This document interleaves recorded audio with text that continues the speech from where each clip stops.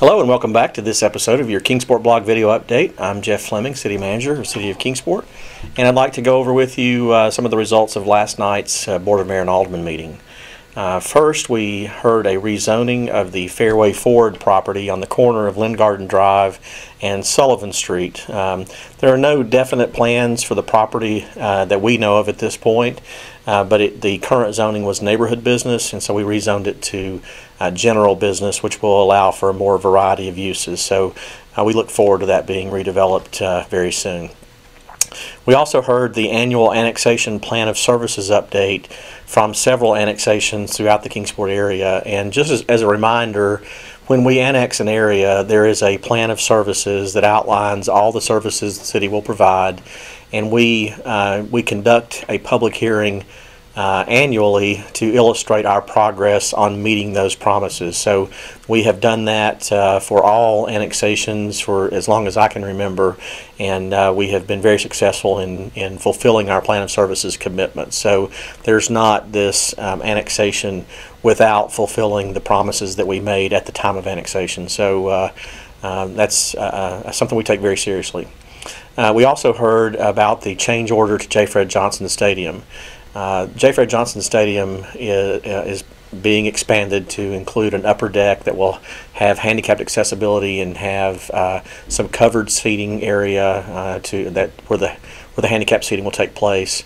And there have to be modifications to include new restrooms, new elevator, just all the various modernization elements of the stadium.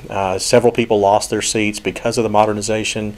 Now at the end of each aisle, as you're going down toward the field, there is the possibility to escape via stairs as in the event of an emergency. So that has been something that has not been present since the stadium was built nearly 70 years ago.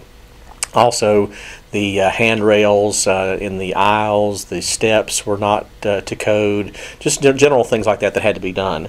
The stadium was designed by a company called CHA in New York, and then went through some value engineering. Goins Rash Kane here locally was the entity that won the bid to build the design, and when they got into building the design, there were some flaws in the planning that were of no fault to GRC that caused some change orders to be necessary to the project. Normally in a project like this, a 6% contingency is the limit. I mean, that's the tolerance as to how good an estimate can be. In this particular case, the board was believed, I guess, that there was a general maximum price that couldn't be exceeded. That really is not the case, but that was the understanding, and so there was some disappointment that there was any change at all to the cost. It really results in about a 2% increase.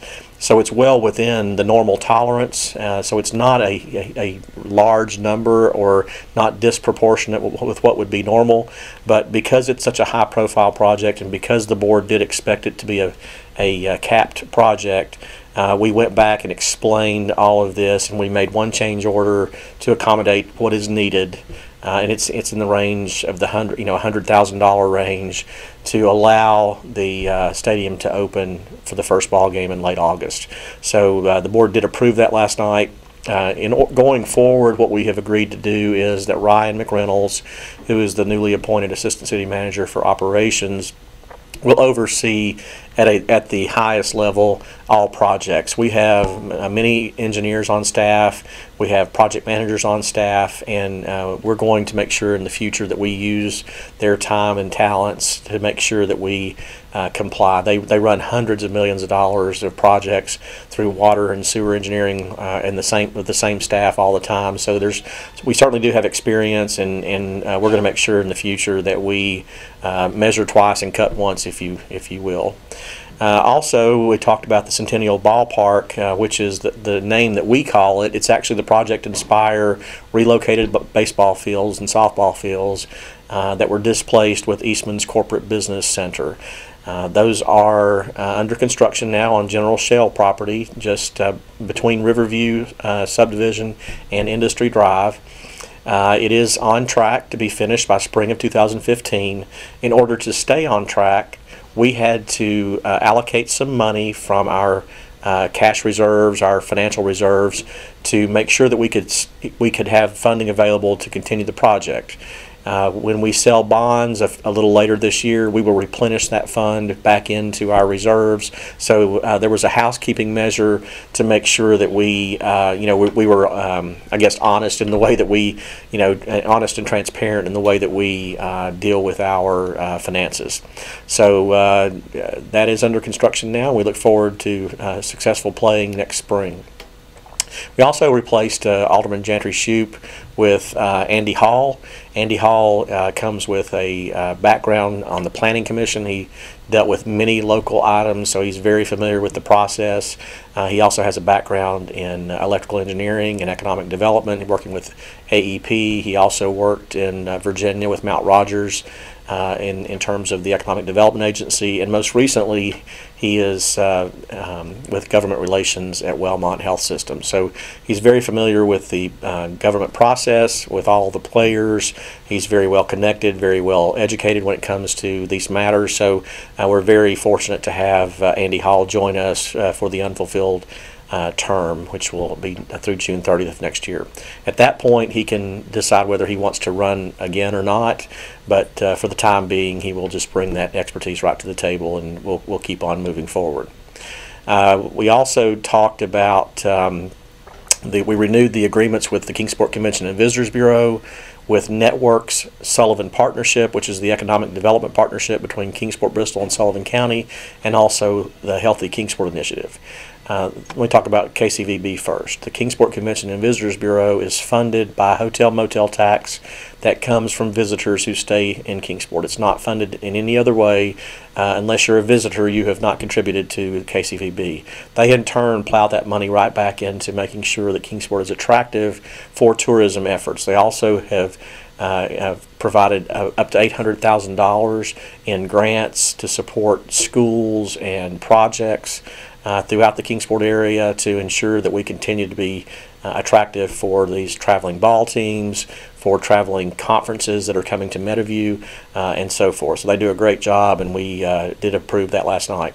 Network Sullivan Partnership is a partnership between Kingsport, Bristol, and Sullivan County. By formula, each of these entities contributes to the economic development process. This is our annual renewal, so we did that. Clay Walker has recently joined Networks. He's the first certified economic development professional that we've had, and we have high hopes for Clay, and certainly want to do anything we can to make sure he's successful here in the region. The Healthy Kingsport Initiative was approved in the budget. It's a partnership between the YMCA and the City of Kingsport, the Chamber of Commerce. It's intended to promote healthy lifestyles and healthy choices and build awareness as to why that is so important to our community.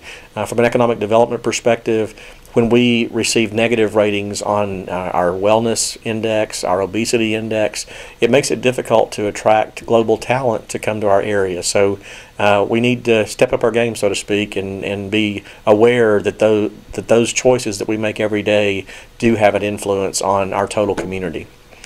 We did a lease with Sleepy Owl Brewery. Sleepy Owl Brewery is currently located in the freight station at 151 East Main Street. It's the old Chamber of Commerce location. There is the freight dock that's adjacent to Sleepy Owl, part of which is on private property, and they've already used that part, but there's another piece of the loading dock that it is not being used for anything for the city, but it is owned by the city. Sleepy Owl would like to put railings around it, put some tables out, and just take advantage of that space, which is directly adjacent to their property. So the board agreed to lease that property to them for a 10-year period. Any improvements that they make the city would retain if they chose to leave. So the city doesn't have any money into it, and there's not a lot of risk. So it's really just trying to help an existing business be even more successful than it already is. Also approved the donation of $25,000 to Kingsport Deals. That is a pass-through with the Economic Development Board. Kingsport Deals is available to any business in Kingsport that wants to promote its product. You can contact Emily Macbeth, or you can write to kingsportdeals.com, or check out the website at kingsportdeals.com for more information. and it's a free service, and we would encourage you to take advantage of it and promote your business, because the more sales you make, obviously the more sales tax that we're able to collect, and then it helps us further promote business in Kingsport. And then finally, we modified an earlier resolution where the Economic Development Board purchased the Armory on Weststone Drive, and they have to get a bank loan to buy that property, and the bank is requiring that the city back up the interest rate that goes with the purchase. So we made some modifications there. So the real story there is that the Economic Development Board now controls the Armory property, and so we will now redouble our efforts to flip that property and get it back into private hands as quickly as we possibly can. That's your quick update, and as always, you can check out kingsportblogger.com. That's kingsportblogger.com for more information.